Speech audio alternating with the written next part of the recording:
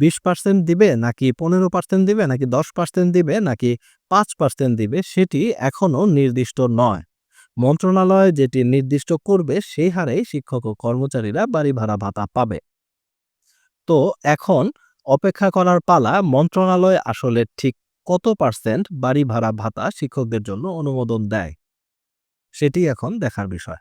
বেসরকারি শিক্ষা প্রতিষ্ঠানে কর্মরত এমপিওভুক্ত শিক্ষক ও কর্মচারীদের দীর্ঘদিনের দাবি অনুযায়ী তাদের জন্য শতাংশ হারে বাড়ি ভাড়া ভাতা প্রদানের প্রস্তাবে অনুমোদন দিয়েছে শিক্ষা উপদেষ্টা অধ্যাপক ডক্টর সি.আর. আবরার। সংশ্লিষ্ট সূত্রে জানা গেছে, আগামী রবিবার অর্থাৎ 5 অক্টোবর শিক্ষা মন্ত্রণালয় এ প্রস্তাব অর্থ মন্ত্রণালয়ে পাঠাবে। মঙ্গলবার অর্থাৎ গত মঙ্গলবার 30শে সেপ্টেম্বর রাতে মাধ্যমিক ও উচ্চশিক্ষা বিভাগের একজন কর্মকর্তা এই তথ্য নিশ্চিত করেন।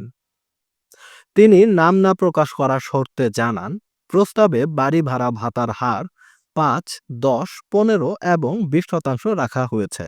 অর্থাৎ মন্ত্রণালয়ের তৈরি করা এই প্রস্তাবে বিভিন্ন হার অন্তর্ভুক্ত করে অর্থ মন্ত্রণালয়ে পাঠানো হবে।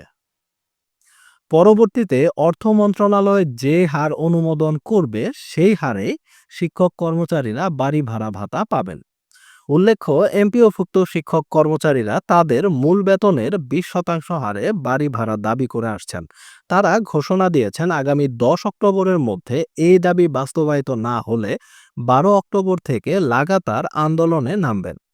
এর আগে গত 13 আগস্ট জাতীয়করণ প্রত্যাশী জোটের মহাসমাবেশ থেকে শিক্ষা উপদেষ্টার কাছে বাড়ি ভাড়া ভাতা 20% করার প্রস্তাবনা দেওয়া হয়।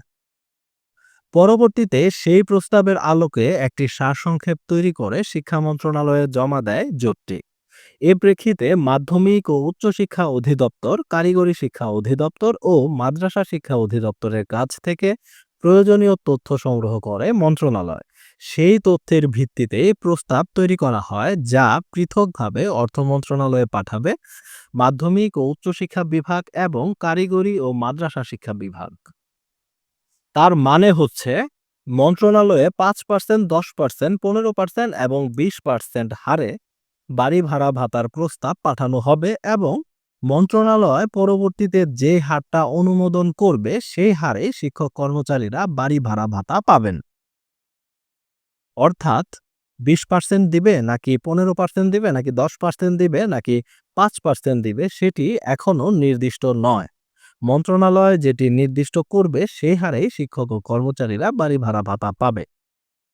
তো এখন অপেক্ষা করার পালা, মন্ত্রণালয় আসলে ঠিক কত পার্সেন্ট বাড়ি ভাড়া ভাতা শিক্ষকদের জন্য অনুমোদন দেয় সেটি এখন দেখার বিষয়। এ সম্পর্কে আপনাদের মন্তব্য ও মতামত অবশ্যই কমেন্টে লিখুন। দেখা হবে নতুন কোনো ভিডিওতে নতুন কোনো গুরুত্বপূর্ণ আপডেট নিউজ নিয়ে। আর আপনি যদি এরকম গুরুত্বপূর্ণ ভিডিও নিয়মিত পেতে চান তাহলে অবশ্যই আমাদের চ্যানেলটি সাবস্ক্রাইব করে রাখুন। দেখা হবে নতুন কোনো ভিডিওতে নতুন কোনো গুরুত্বপূর্ণ আপডেট নিউজ নিয়ে। ততক্ষণ পর্যন্ত ভালো থাকুন। আল্লাহ হাফেজ।